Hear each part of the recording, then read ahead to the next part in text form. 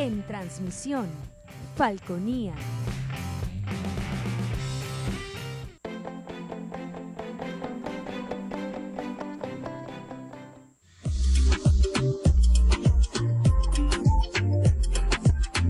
Este programa es de tipo informativo y de opinión, que contiene elementos de lenguaje, salud, sexo y violencia puede ser presenciados por niños, niñas y adolescentes sin la supervisión de sus padres, madres, representantes o responsables. Somos tu canal, somos Falconía.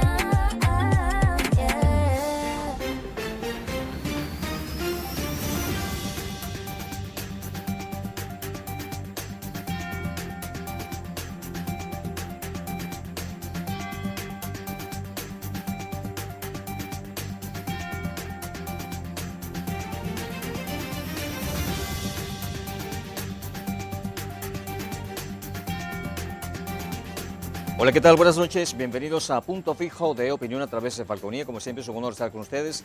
Gracias por la atención que nos dispensa. Nuestro invitado para esta noche es el joven politólogo Joel Lugo. Bienvenido, Joel, una vez más a Punto Fijo de Opinión, a Falconía. Gracias por estar con nosotros. Muy buenos días y buenos días a ti también y buenos días al canal por. Buenas noches, sí. Sí, Joel, tomando en cuenta lo que está pasando actualmente en el país, la olla de corrupción, de presunta corrupción esta que fue destapada, y menos que ustedes los politólogos estudian situaciones políticas que han transcurrido a lo largo de la historia, ¿no?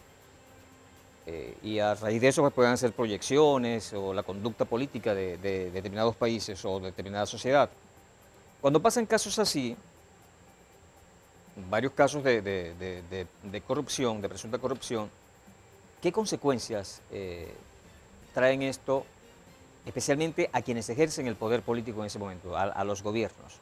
¿Cuáles deberían ser las consecuencias actualmente en Venezuela de acuerdo a lo que históricamente ha venido sucediendo a lo largo de la historia en política? Bueno, te lo voy a decir, esto lo que viene pasando ya desde hace unos días se parece como a la noche de los cuchillos largos en Alemania, que sucedió del 30 de junio al 1 de julio de 1934, cuando Hitler tuvo que mandar a fusilar a su equipo militar en ese momento, que eran las SA, que después pasaron a llamarse SS, y a su líder, Röhm, que era muy amigo de Hitler, para poder tomar el control completo de la Alemania nazi y el poder tener el camino libre. Lo que pasa en esos momentos es, o como te dije que puede estar pasando dentro del gobierno, es una purga entre corruptos, porque ellos ya saben de por sí cómo se mueve esa cadena. Muchos están entre esas cadenas de corrupción que se pasan de mano a mano. De hecho, Diosdado Cabello había aseverado hace unos días que él lo que le molestaba era cuando los corruptos se iban al exterior después de haber robado y traicionaban a la revolución. Es decir, él decía que a él le molesta más es cuando traicionan a su movimiento, a su partido, más que la corrupción venida del gobierno. Lo que debería pasar en ese entonces es simplemente perder la confianza, que la ciudadanía pierde la confianza hacia sus gobernantes y desestima la acción política del gobierno. Entonces, al no creer y al tener baja popularidad, el gobierno se enfrentaría a una baja legitimidad, que ya de por sí la tiene, que nos ronda los 15%. Debería entonces ese 15% seguir bajando. Sería un duro golpe para el gobierno, pero extraoficialmente el gobierno va a intentar venderlo como un saneamiento de su gobierno. Porque se puede limpiar el rostro también. Ellos lo van a presentar como un saneamiento del gobierno, pero recuerda que siempre se puede haber dos partes de la historia y cómo se vende y cómo se comunica a la población el suceso pasado. El gobierno va a intentar decir que está saneando, para intentar no solo ganar popularidad, sino también tener confianza en las transnacionales para que puedan venir a Venezuela e invertir en el sector petrolero, en el sector energético, para intentar seguir haciendo algunos cambios, y de parte de la oposición van a venderlo como lo han seguido vendiendo, sí, que el gobierno tiene más de 20 años defraudando las arcas de la nación. Sí, en todo caso, y sintetizando esto perjudica mucho al país como tal. perjudica en al país. en el a sentido todos. de la posible inversión extranjera que pudiera venir, ¿no? Porque aquí una de las cosas es que no hay seguridad jurídica.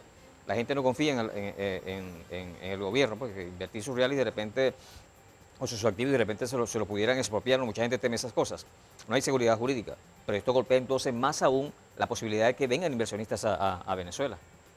Sí, claro, el gobierno no solo va a tener que intentar hacer eso, sino que hacer un cambio estructural de reformas de leyes que ellos han venido haciendo incluso ya desde hace muchos años, y la constituyente y lo que han hecho el año pasado con el impuesto a las grandes transacciones, el IGTF. Eso lo van a tener que ir cambiando, van a tener que ir reformando si de verdad quieren que vengan inversiones a Ahora, Venezuela. Joel Lugo, politólogo, ¿qué ha pasado en esos países donde ha habido ollas se han destapado ollas de corrupción? ¿Qué ha pasado cuando ha funcionado la justicia como tal? Donde los corruptos han sido condenados, y qué ha pasado donde la justicia no ha funcionado. ¿Se tienen registros de esas dos situaciones? Claro, lo que pasa en los países donde el sistema funciona es como te dije, el gobierno pierde confianza, y al perder confianza comienzan a haber renuncias en todo el gobierno y se tuviese que llamar a elecciones nuevas, porque ya no existe confianza al gobierno que está de mando, y en donde no pasa, pues se instaura un gobierno de excepción y se maneja las cosas al son y mando del que está en el puesto de la presidencia o de la jefatura de Estado. Ahora, ¿y cuál debiera ser o cuál ha sido la conducta de los opositores en esos países donde han ocurrido situaciones de corrupción? ¿Y cuál debiera ser entonces la acción de los opositores en el caso de Venezuela en relación a ese caso puntual? Pues llamar a que se hagan investigaciones serias, creíbles, para poder presentarle a la sociedad, al país, que se está trabajando en lo que pasó para recuperar ese dinero y volverlo a invertir en acción social y en mejores calidad de vida, en mejorar las situaciones del empleo, en mejorar el salario mínimo e intermedio en la población. Y lo que tienen que hacer eso es buscar que haya una investigación seria y confiable al momento de que se vaya destapando. Sí, el presidente Maduro ha dicho que él desde octubre conoce esa situación. Ayer me decía, anoche entrevisté aquí a Hugo Arias y me decía, bueno, ¿y por qué no había actuado antes? ¿O por qué no habían hecho las cosas antes? Y bueno, pues tal vez estaban silentes para tratar de profundizar la investigación, ¿no? Ahora, ¿serán confiables las instituciones en Venezuela para determinar realmente la magnitud de tales hechos de presunta corrupción? Lo que pasa es que aquí en Venezuela ha venido una desconfianza hacia las instituciones del Estado en este entonces, a saber... Más tomando en cuenta de Cuba, más tomando en cuenta que incluso hay parte del Poder Judicial también en esta trama de presunta corrupción. Claro, es que se tiene que hacer un saneamiento de todo, pero hacerlo realmente, no para buscar un titular en los medios de comunicación y unos minutos en redes sociales. Hay que hacerlo bien estructurado y hacer una investigación seria, qué es lo que está pasando y quiénes tenían conocimiento de esto y quiénes se hicieron cómplices de esto, para poderlos sacar y hacer el saneamiento requerido y poder regresar todo ese dinero que salió, porque normalmente ese dinero lo sacan a paraísos fiscales. Así es.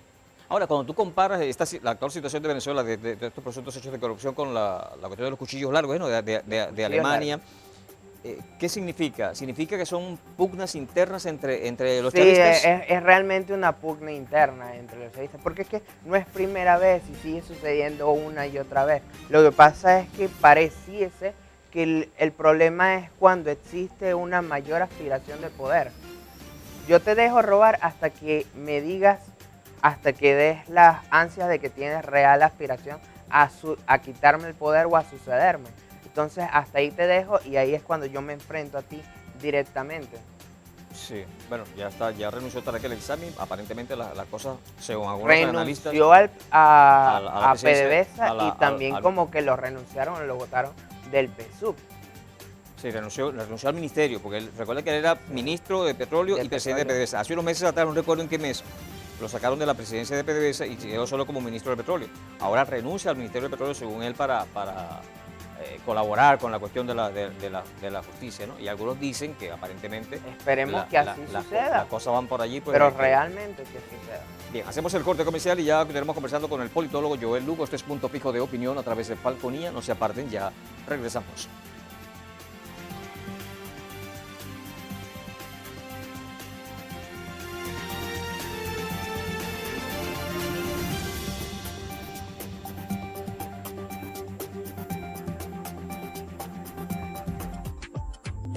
Inicio del espacio publicitario. Somos tu canal, somos Falconía.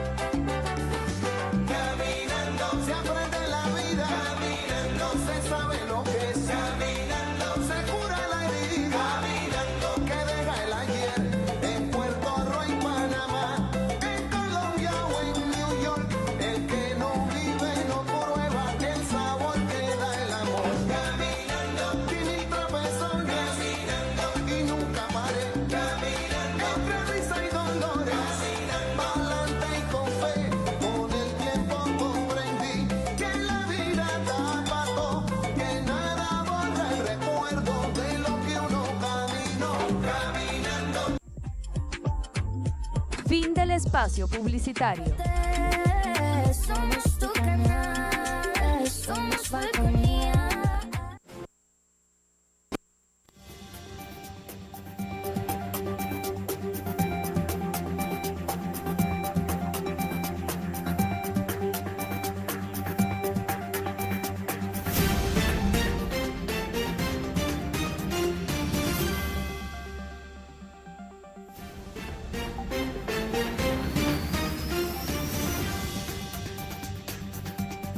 Continuamos con Punto Fijo de Opinión a través de Falconía. Estamos conversando con el politólogo Joel Lugo. Estamos en esta primera parte tocando lo referente a esta presunta olla de corrupción que ha explotado en el país, ¿no? Aquí tengo la página de Cactus 24. Dice que el abogado y analista político Giulio Celeni considera que el gobierno está buscando inteligentemente convertir lo que ocurre en PDVSA de una tragedia en un acto heroico y mostrar que se persigue la corrupción. El gobierno siempre ha sido muy hábil en este tipo de situaciones. El gobierno a veces en las caídas, cuando va en picada, no sé de qué manera, pero cae de pie. Ha sacado provecho en estos 24 años, ha sacado provecho a las situaciones de debilidad. Se está mostrando, vemos las declaraciones de Diosdado Cabello, ¿no? Que aparentemente combate, desde el discurso combate la corrupción, pero la corrupción la están ejerciendo personas que son parte del Partido Socialista Unido de Venezuela, que es el partido del gobierno como tal, y que son parte del gobierno. Entonces, es allí el detalle. Sí, lo que pasa es que todo comunica y todo lo sucedido va a ser referente de cómo comunicaste la situación. Si tú comunicas de una forma errónea, te puede hacer perder. El gobierno obviamente va a buscar sacarle el provecho a la situación y lo va a vender, como te estoy diciendo, como el saneamiento dentro de las filas del gobierno y dentro de las filas. Hasta el momento se percibe como un saneamiento. Hasta el momento. Ellos lo están presentando de esa forma. Ajá. Lo que pasa es que ya ahí tendríamos que hacer un estudio de opinión para ver qué tanto la población le compra ese discurso al gobierno. Ok. Pero en pocas palabras, claro, tú no eres adivino ni nada por el estilo, ¿no? Pero ¿en qué crees que va a parar la cosa? ¿En qué qué va a desencadenar a raíz de esta situación? Yo creo que ya la población sabe en qué va a terminar. Eso va a ser unos movimientos por aquí, por allá, van a cambiar ciertas cabezas, pero la situación no va a cambiar de forma. Por lo menos no hemos visto esos reales movimientos de reforma y de realmente hacer una comisión investigativa e contratar a una empresa de investigación internacional que investigue realmente dentro de todas las instituciones del Estado todo lo que pero ya pasa. eso es reconocer que el Estado venezolano no funciona. Cuando tú contratas una empresa en el exterior, significa que la institucionalidad en Venezuela no existe, está nula. Es que la institucionalidad en Venezuela está en duda desde hace rato, no es algo nuevo. Claro, lo sabemos, pero, Lo pero, yo no, sabemos. pero el gobierno, incluso el gobierno no va a permitir eso. Diosdado llamó anoche a los gringos, por un vocero estadounidense, los llamó intrépidos porque estar diciendo que está muy bien lo que se está haciendo contra la corrupción y que apoyan esa situación. Si el gobierno permite eso como tal, el gobierno se está descalificando, porque es parte del Estado, ¿no? No, al contrario, el gobierno podría ganar, de hecho, popularidad, porque Si hace eso. se estaría viendo... Ajá, pero tomando en cuenta la manera de ser del chavismo como tal, ¿tú crees que ellos van a permitir no va eso? a pasar, porque es que sabemos que la corrupción ya es algo endógeno dentro de las filas del gobierno y del Partido Socialista Unido de Venezuela. Entonces, si de verdad se quisiese hacer una investigación real, tendría que ser un ente privado y de hecho internacional para darle mayor credibilidad a la población de que se está haciendo algo para combatir y eliminar y erradicar la corrupción y que pasen al frente personas que no estén ligadas a ningún hecho Sí. de corrupción y que se va a trabajar de una forma distinta en las instituciones del gobierno. Pero fíjate que yo no del Estado. yo no estoy de acuerdo con eso, porque yo pienso que las instituciones de mi país deberán funcionar, ¿no? Entonces, O- fíjate, si yo no obviamente. estoy de acuerdo con eso, imagínate la gente del PSV, la gente del gobierno, al permitir eso, si lo llegaran a permitir, repito, se están autodescalificando. Sí, o sea, es una autodescalificación al momento, pero realmente sí, es lo necesario para poder hacer una evaluación sincera y completa de lo que pasa en las instituciones de gobierno. Sí, ahora tú hablaste al principio de algo así como que repatriar El dinero. ese dinero. Pero, Claro, caramba, porque ellos pero dicen que se perdieron. Pero ha pasado en otros países eso. Se ha repatriado Claro el que dinero. sí, la repatriación del dinero, eso se busca. Y por eso es que te digo, es mejor tener una instancia internacional, porque no sabemos a ciencia cierta qué tanto está metida la corrupción en todas las instituciones. Ujú. No sabemos si de hecho ya está metida en el sistema de justicia, en la Contraloría. Sí. Entonces realmente le interesaría encontrar ese dinero para poderlo repatriar. Sí. Ahora, Joel, a raíz del llamado gobierno interino que encabezó Juan Guaidó, que yo lo llamo el protector de Venezuela, ¿no? Porque así como cuando el chavismo perdió una gobernación le ponían al gobernador un protector, bueno, Guaidó no ha sido presidente de Venezuela, pero vamos a llamarlo el protector de Venezuela, pues, porque lo que es bueno para el pavo es bueno para la pava también. Entonces llamemos a Guaidó el protector de Venezuela, ¿no? Hay unos activos de Venezuela que están congelados. El discurso de ese gobierno interino siempre ha dicho que si eso estuviera en manos del gobierno, ya el gobierno los hubiese dilapidado, ya se los hubiese malgastado. Con este tipo de situaciones, esta olla de presunta corrupción que ha explotado ahora, que se ha abierto ahora, da a entender entonces que ese gobierno interino sí tiene razón al decir que esos activos están congelados, porque si no el gobierno los hubiese dilapidado.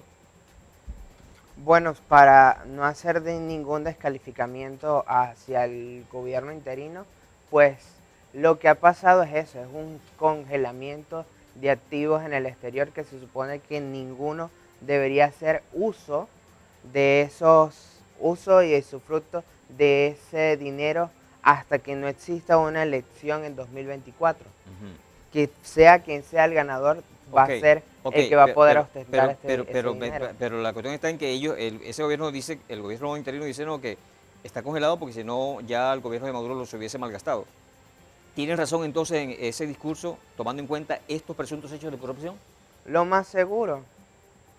O sea, ya venimos de 20 años de que esté pasando eso. De que dentro de las arcas del gobierno lo que se toca desaparece. Entonces, de cierta forma es poder congelar los activos en el exterior para que permanezcan ahí hasta que un gobierno nuevo pueda utilizarlo.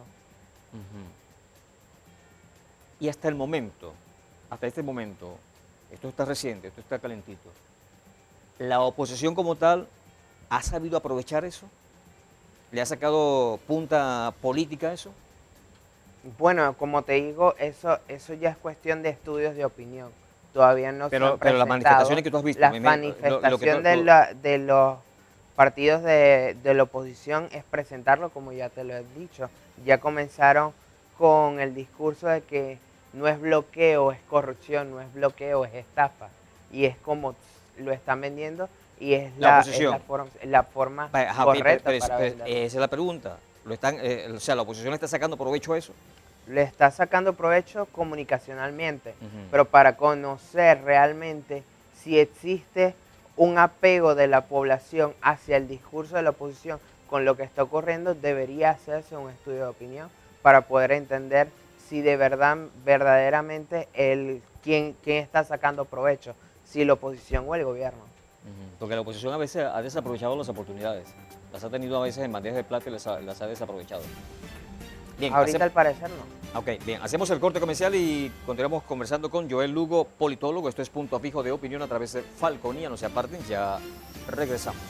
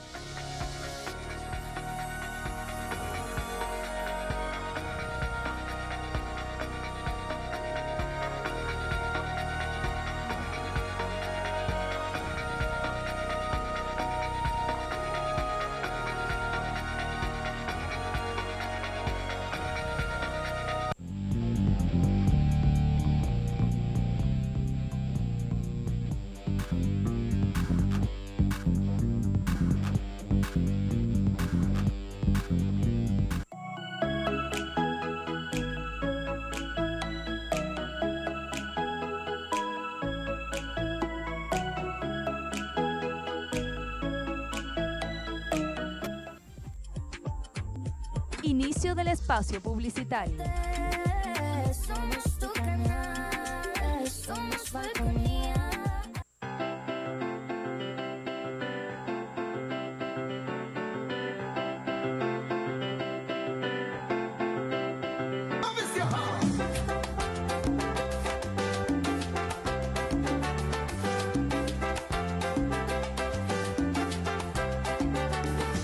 Caminando se aprende la vida, caminando se sabe lo que es, caminando se cura la herida, caminando que deja el ayer en Puerto Rico, en Panamá, en Colombia o en New York. El que no vive no prueba el sabor que da el amor. Caminando, 500 personas, caminando y nunca paré, caminando entre risa y dolores, pa'lante y con fe. Con el tiempo comprendí que la vida da pato, que nada borra el recuerdo de lo que uno caminó, caminando. Fin del espacio publicitario.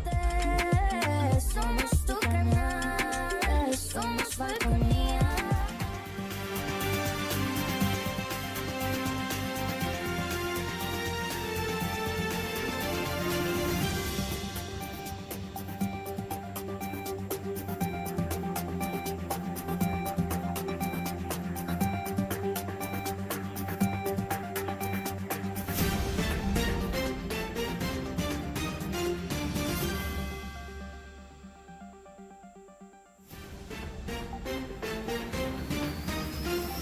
Continuamos con Punto Fijo de Opinión a través de Falconía. Estamos conversando con el joven politólogo Joel Lugo. Ahora, Joel, cambiando un poco de tema, la cuestión de el candidato presidencial de la oposición, las primarias, ya fueron nombrados, hay una Junta Nacional de Primarias, ya se nombraron las juntas regionales de primarias. Aquí no se sabe quiénes son los 10 integrantes de la Junta Regional de Falcón de Primarias, aún no se saben. Hasta el momento yo particularmente no lo sé. Pero, ¿cómo ves tú, qué hueles tú de las primarias? ¿Crees que realmente va bien encaminado y politológicamente hablando, va bien encaminado las primarias? Si te das cuenta, los rectores de las primarias no van a ser los partidos políticos, que tienen ahorita una alta desconfianza del gobierno y de la población. Entonces, los que estarían dándole chances a la sociedad civil a que pueda ellos ver cómo se maneja el trabajo interno de las primarias y ver quién realmente obtuvo los votos en mayoría y no que haya una desconfianza de acuerdo a las maquinarias de los partidos políticos para decidir. Entonces lo va a hacer la sociedad civil, profesional y comprometida con un cambio, y los partidos políticos van a tener que hacer su mensaje para ampliar la pero ellos van a mover participación, su no maquinaria. solo, Pero cada obviamente quien va a mover su maquinaria. todos los partidos políticos van a hacer su maquinaria, pero la participación y el éxito de las primarias es que haya una amplia participación, Ajá, ¿y qué- ya sea tanto dentro Sí. de las filas de los partidos políticos como de la sociedad ¿Y qué civil. pudiera, y qué pudiera significar eso hablando de maquinaria? Que el candidato electo en las primarias pudiera ser el candidato de Acción Democrática. Y no me refiero a la Acción Democrática, la de Bernabé Gutiérrez, ¿no? Porque en esto me decía el amigo Umbría, Francisco Umbría, quien es el secretario general de Acción Democrática aquí en Falcón, Acción Democrática que dirige nacionalmente Bernabé Gutiérrez. Yo le decía, bueno, que en todo caso, porque él me hablaba de que después del PSV, la Acción Democrática es el partido más grande, yo le decía, pero la Acción Democrática que dirige Ramos Salud, me decía, no, Acción Democrática es un conjunto. ¿Pudiera entonces significar que Acción Democrática, si vamos a hablar de maquinaria, pudiera hacerse del candidato a la presidencia de la La República? maquinaria de Acción Democrática está dividida en dos, porque Acción Democrática, la del candidato de Carlos Prosperi, van a querer ostentar o su tarjeta, que creo que no la van a poder ostentar, y va a ser a través de la unidad, mientras que la maquinaria Pero de Acción Democrática deja de tener de importancia, Bernabé, pero en este caso deja de tener importancia la tarjeta como tal y va el candidato de Acción Democrática, porque cuando Atanálisis habla de que segundo partido de Venezuela, después del PSV, es Acción Democrática, se refiere a la Acción Democrática que dirige Henry Ramos Salud. Se sí, refiere a ese pero partido. claro, pero es que te digo, la Acción Democrática es dividida y Acción Democrática es un partido con trayectoria, es un partido tradicional, es un partido que tiene a mucha gente más allá de la tercera edad y la tercera edad va a buscar votar en la tarjeta que siempre votó y el candidato que va a tener la tarjeta que siempre votó es el lado de Bernabé, que es el que se le otorgó por O el sea, tú TCJ. estás diciendo que Bernabé va a sacar más votos que Prosperi. No estoy diciendo eso, estoy diciendo que la maquinaria de Acción Democrática está dividida. Entonces no se pudiese contabilizar realmente quién es el que va a ser el mayor, quién va a obtener la mayor participación dentro de las filas de Acción Democrática. Ok. Si el lado de Prosperi Ok. o el lado de Ok, Joel, Bernabé. pero tomando en cuenta eso, tomando en cuenta que la oposición está muy dividida, porque son prácticamente micropartidos. La oposición es mayoría en Venezuela. El PSV es minoría en Venezuela, pero es el partido más grande de Venezuela, cosas que no se entienden. Es el partido más grande, pero ellos son minoría, políticamente hablando, y de militancia hablando en Venezuela, pero la oposición está muy dividida. Tomando en cuenta ese factor, y tomando en cuenta que mucha gente detesta al gobierno y también detesta a la oposición, entonces, ¿qué pesa más allí? ¿La decisión del ciudadano como tal, motus propio, o la maquinaria de los partidos políticos? Hablando estrictamente de las primarias de la oposición. ¿Qué pesa más? ¿Qué pesa más? Siempre la mayor participación está dentro de la sociedad civil. La maquinaria es fuerte, pero nunca engloba a la totalidad de la población. La maquinaria está en los estados y crean sus estructuras, pero el gran conglomerado de ciudadanos está en la sociedad civil. Entonces es que esa maquinaria trabaje para poder envolver a la sociedad civil de cada región, de cada zona, de cada comunidad, para que se dé al favor de ese partido político o de ese candidato. Y así se trabaja en Venezuela y en todos lados del mundo. Todos los partidos trabajan a nivel de maquinarias electorales. Entonces es como te digo, nunca ha existido ni debe existir un partido totalmente lleno de su militancia a la totalidad de la población, porque ya ahí estaríamos cayendo en una falacia primero, porque es imposible que todos estén de acuerdo en un solo partido, en un solo estandarte de gobierno. Y segundo, que entonces le entregarías al partido todo el poder, tanto social, económico y político, que ya entraríamos en una partidocracia.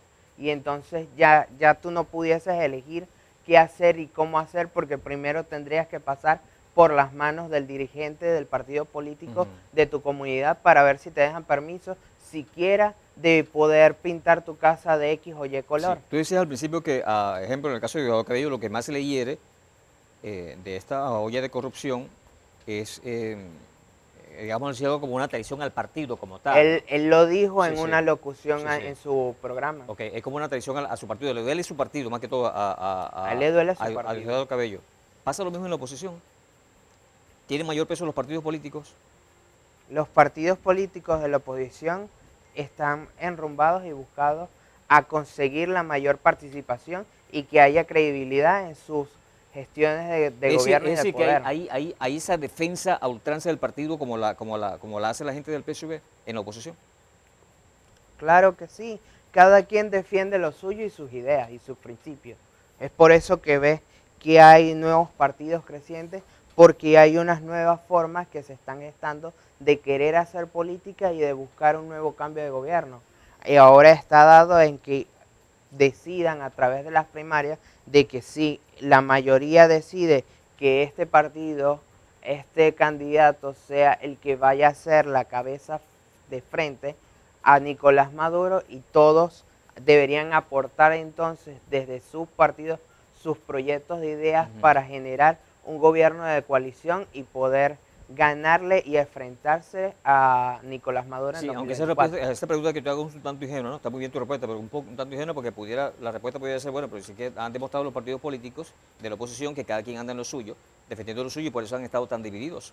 Por eso han permitido que Maduro se mantenga en el poder, precisamente por sus divisiones, porque cada quien cree que su partido o su parcela es la que realmente tiene razón, o el líder de ese partido cree, bueno, yo soy el que tengo derecho a ser presidente, pero, o tengo derecho a ser Bueno, gobernador. pero para eso están presentando las primarias, para contarse, para ver quién realmente tiene la mayor aceptabilidad en la población. pero ¿qué hueles Porque tú? te lo dije, no es tanto la maquinaria, es la participación de la sociedad civil. Ajá, ok, pero está ganada la sociedad civil para las primarias como tal.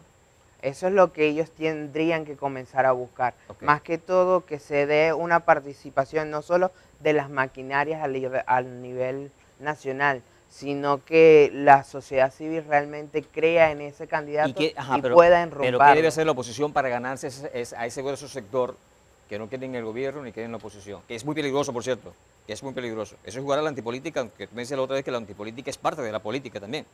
Pero que favorece, es que todo es política. Pero favorece a un grupo que es, en todo caso, el favorece, grupo, siempre favorece va, al grupo que va está a en el poder. favorecer a alguien. Y Siempre alguien sale favorecido, claro. porque es que todo es política. Desde cómo tú diriges a tu casa, cómo haces el trabajo, cómo se dirige tu empresa, hasta el nivel del país, del Estado. Todo es política. Entonces, o sea, todo lo engloba la política.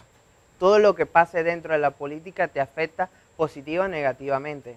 Incluso por eso que te dije que hacer antipolítica es parte de la política. Ok, pero ¿qué debe hacer la oposición entonces para esa gente que pudiera jugar a la antipolítica, traérselo para acá para que participen? Participen activamente votando, ¿no? Y votando Bueno, por tiene el que caso de la ser oposición. amplio, tiene que ser amplio el debate, tiene que ser más un debate de ideas, no un debate personalista, el cual se debata quién hizo o qué no hizo aquel, el otro y aquel, sino realmente este es nuestro proyecto de país, queremos hacer esto y aquello, estas son las leyes que vamos a presentar como grupo de gobierno y buscar que eso se transforme en participación política en las primarias para poder enrumbarse juntos luego a las elecciones presidenciales en 2024. Ok, bien, hacemos el corte comercial, al regreso venimos ya con nuestro último segmento conversando con Joel Lugo, politólogo. Esto es Punto Fijo de Opinión a través de Falconía. No se aparten, ya regresamos.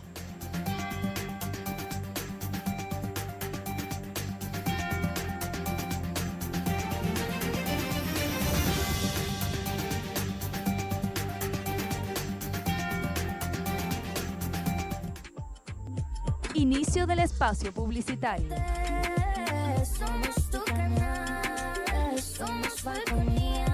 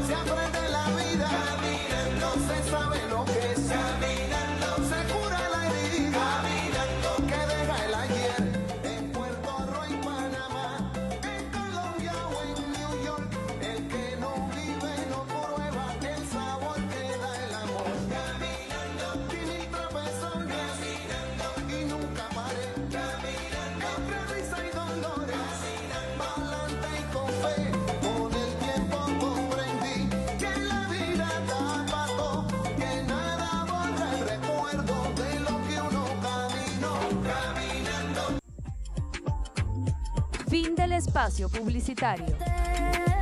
Somos tu canal, somos Falconía.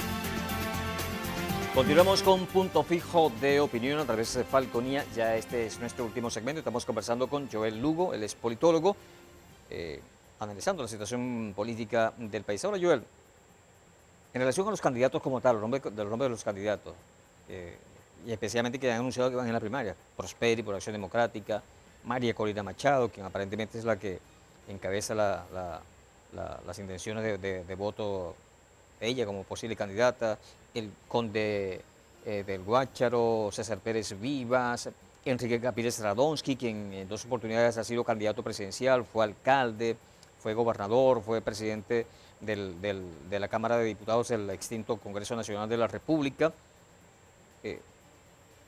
Estoy haciendo el análisis, no recuerdo con quién, no, pero es menester que el próximo presidente de la República tenga experiencia, tomando en cuenta la crisis en la que está sumergida Venezuela, un gobierno post-chavismo, post-Maduro, tenga experiencia de gobierno. Por ejemplo, Capriles fue alcalde y fue gobernador, ha sido candidato presidencial en 2 oportunidades. María Corina nunca ha sido gobierno. Y no estoy con ello dándole la ventaja a Capriles, sino que te hago la pregunta a ti. ¿Es menester que el próximo presidente de Venezuela tenga experiencia de gobierno o no necesariamente hace falta eso? Sería necesario tener cierta experiencia de gobierno, pero es que las instituciones del gobierno y del poder son amplias. Pasan desde el poder legislativo hasta un ejecutivo. O sea, todo hace parte de las instituciones del Estado. Aunque el gobierno como tal es el ejecutivo. Es el ejecutivo, pero hace parte, porque el legislativo hace leyes que después el ejecutivo va a tener que ejecutar, así es. y se arma una estructura de Estado y de gobierno. Entonces sería menester que supiesen ya de cierta forma cómo funciona el sistema. Eso es lo importante, más que realmente hayan sido parte de un gobierno o no, sino que sepan cómo funciona el sistema para hacerles realmente soluciones reales. O sea que no necesariamente y prácticas a la no necesariamente población. tiene que tener experiencia de gobierno el próximo presidente. O sea, han pasado en otros países, no es necesario poder tener ya esa carga. Con que tenga un buen gobierno y tenga unos buenos ministros, que sean más que todos técnicos, que conozcan bien cuál es el área en el cual van a ser postulados, y no sea más un cargo político de favor porque tú me apoyaste o porque tú no me apoyaste, sino que realmente este sabe de su área, es el mejor en su área y va a tratar de buscar el mejor del sistema o de lo que él, o que en qué base se va a desempeñar en el gobierno. Sí, creo que el presidente ucraniano Zelensky, Volodymyr Zelensky. Él es humorista, ¿verdad? Él fue humorista, actor. De hecho, su partido de gobierno se llama el Servidor del Pueblo. Porque, de hecho, esa fue una serie que él lo hizo popular allá en Ucrania, en la cual se deslastraba de los partidos tradicionales y de la corrupción que envolvía todas las esferas del poder y de la oposición a nivel del país de Ucrania, Sí. y eso lo catapultó a él a tener esa Sí. popularidad. Yo casi no leo sobre él ahora, no. Cuando empezó la guerra sí leía bastante sobre él, pero trayéndolo al caso de Venezuela, o sea, porque este señor se ha comportado a la altura, me da la impresión a mí, ¿no?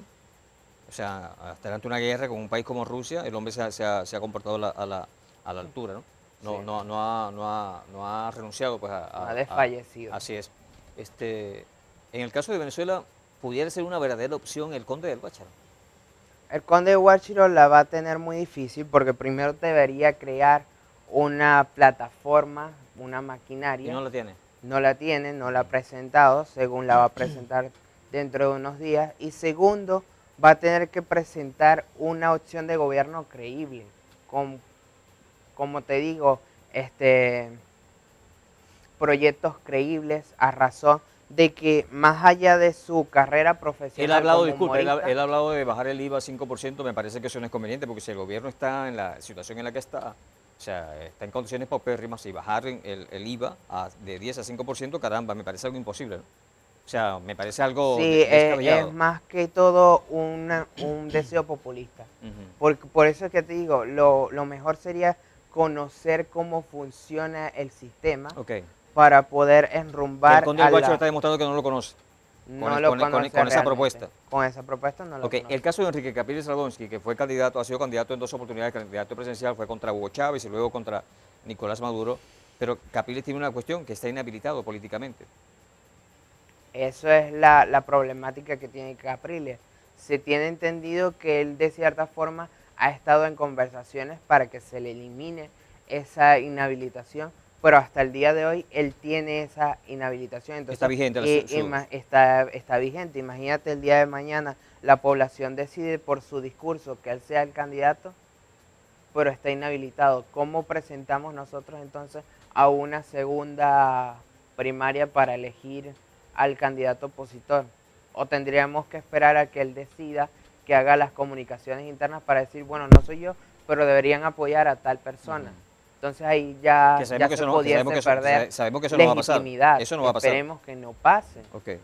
O sea, que él diga, no, bueno, ya que yo no puedo ir, eso no va a pasar, que yo no, como yo estoy inhabilitado, no puedo seguir adelante, que den la oportunidad a otro. Exactamente. Eso no va a pasar. Ahora, en el caso de María Corina Machado, que aparentemente ha tenido la mayor intención de los que piensan participar en las primarias, algunos la califican de radical, es una mujer que ha mantenido un discurso coherente, se ha sacrificado mucho y sus hijos no están con ella, ha sido golpeada, vilipendiada, insultada, en fin, en sus giras, en sus cuestiones, de cuando era parlamentaria. Chávez se burló, ella le hizo un reclamo a Chávez, Chávez dijo, Águila no caza mosca, en fin.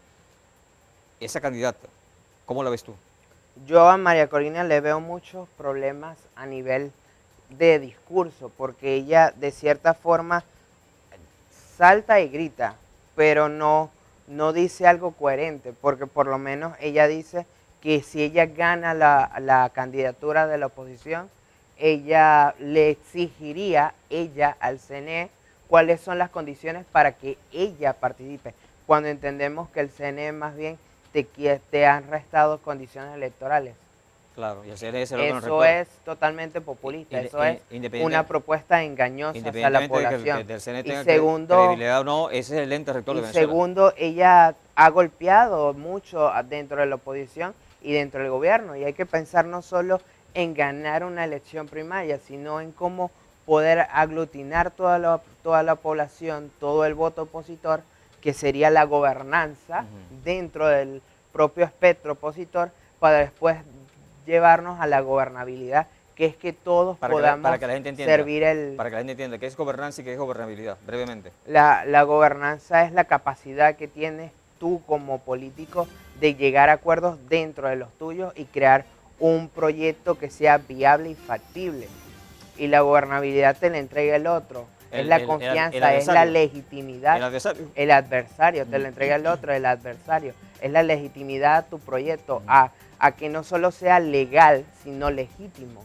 De Que sea respetado. De Solórzano es otra mujer. ¿Tú crees que llegue cerca de Solórzano? El Solórzano tiene sus oportunidades y está presentando sus propuestas de gobierno, pero tendría que moverse a nivel estructural. Pérez Vivas, que es un hombre serio y un político de trayectoria.